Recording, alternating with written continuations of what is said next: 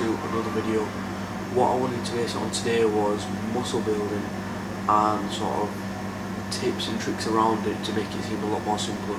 Generally what you find is people in the industry nowadays, and usually it's to sort of make an extra buck here and there, is sort of overcomplicate and sort of overshadow sort of muscle building in general to make it seem a lot harder than it is, in order to usually they endorse a product, you therefore buy that product.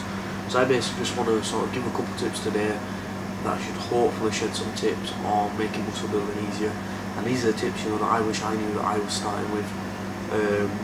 And generally, back when I started training, if I'd have done that then, I would have sort of like gotten by a lot easier. So hopefully, if you are starting your journey too, you'll be able to know these tricks too.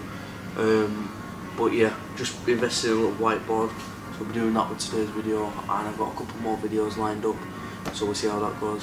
So the first tip is going to be tracking foods. Now, apologies if you can't see the board, I might have to zoom in on that one, but yeah, tracking food. Again, this is something that I never really did, but something that I highly recommend. If you don't know how much you're eating, then ultimately you won't know whether you're in a surplus or not. So you got apps like MyFitnessPal if you go to your phone, if you go to tech, or if you're just like me, I just like to write stuff down and add it up at the end of the day. It's a lot more easier, but like I said, as long as you're tracking, all that's going to do is just make you more accountable. But again, most people don't do that because they're too focused on sort of just eating, and just sort of not getting anywhere with it. The next point would be digestion. So it's a bit more sort of delving into more nutrition sort of thing. And again, this is what I didn't do at the start. So it's all good consuming 5,000–6,000 calories a day, but if you're only 70 kilos, is your body going to be able to digest that? Maybe it can, maybe it won't. I've just recently found at sort of the peak of my bulk that when I was consuming such calories, I was so bloated all the time, and I genuinely don't think my body could digest it. So I reckon when I next go into sort of like the off season, so to say, when I do go into a bulk and into a surplus, generally what I'm going to do, my game plan is going to be sort of tapering up calories a couple hundred at a time, instead of going full blown bulk and attack mode. It's just going to be playing longevity and playing it safe ultimately, and that's what I highly recommend you to do. Because like I say, you got to remember, I'm going through all these points, I've made every single one of these mistakes, every single one. Like I say, digestion, I was going through plowing through calories, did not care what I was eating at the start. If I saw it, I ate it. It was as simple as that. So yeah, step number 3, or tip number 3, would be the logbook. Completely new thing. Again, wasn't even aware of it, didn't know what it was.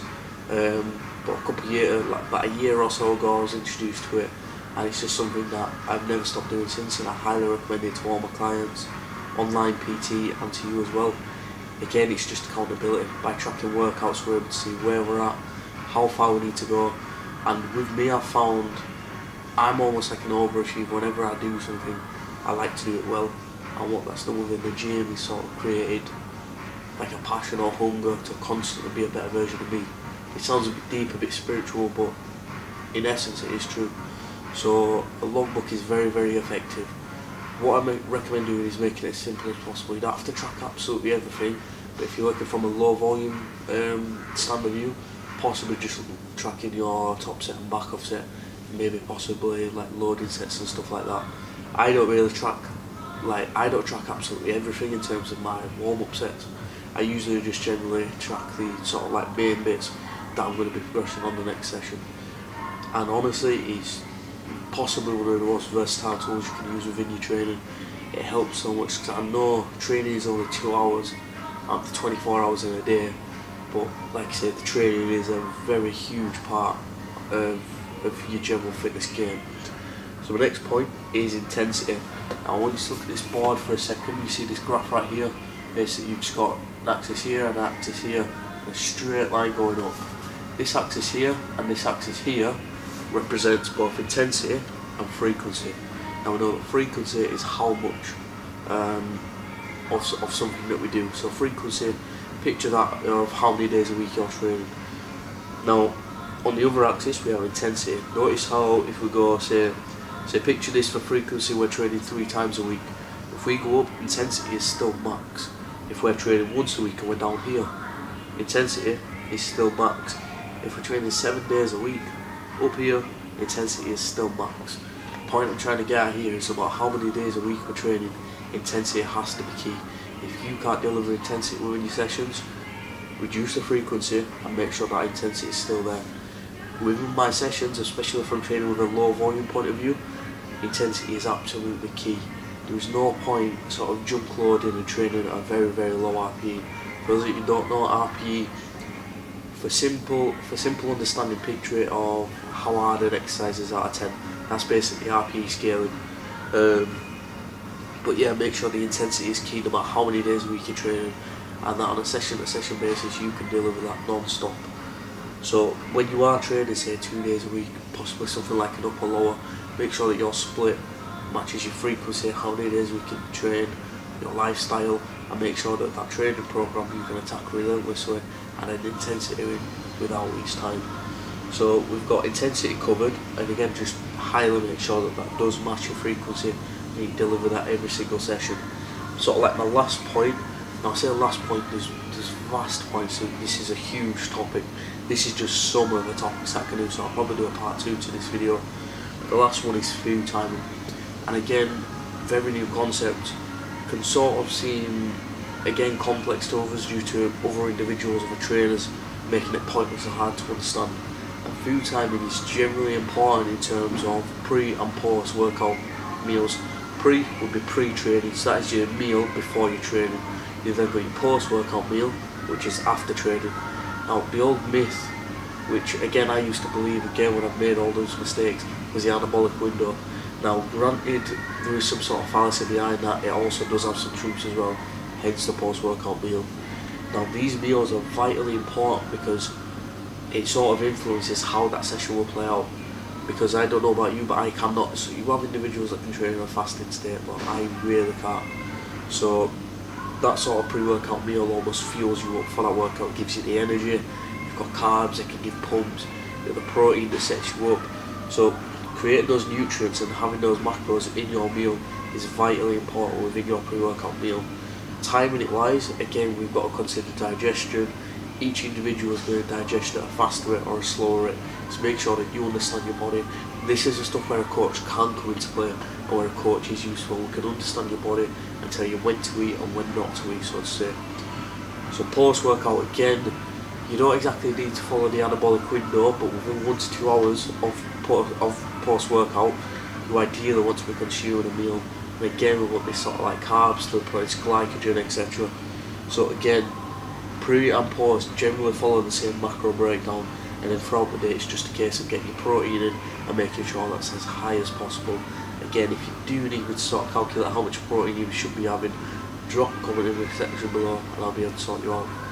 So that's sort of like my 5 tips. There's not like, I'd love to be able to say there's one that I want you to take away most, but it's more as a whole. If you could take away this as a whole, generally you're going to see some big improvements within your training.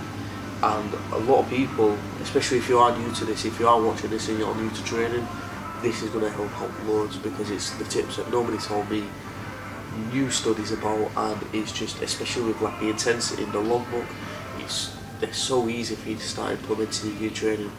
And I see individual like, these are like the tools to success. I see people closing the window on these, and why would we potentially close the window on something that can make us a better version of ourselves?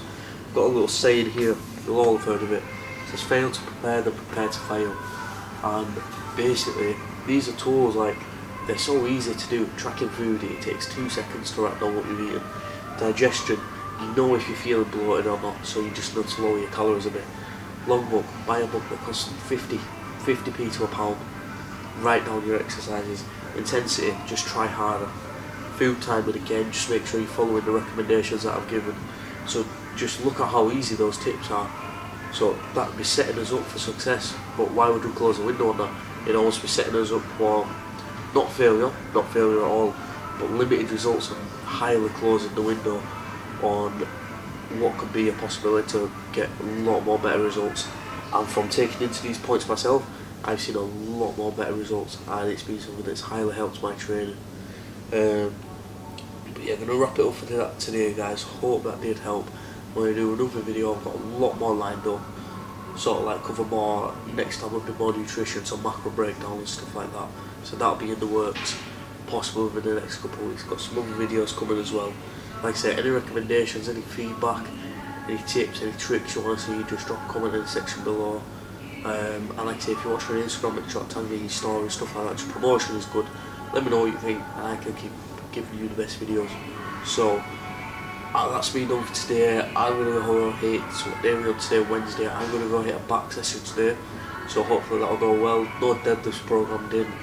A lot of lat work, a lot of width work. So we'll see how that goes. But yeah, hope you all have good training sessions. Keep up the good work.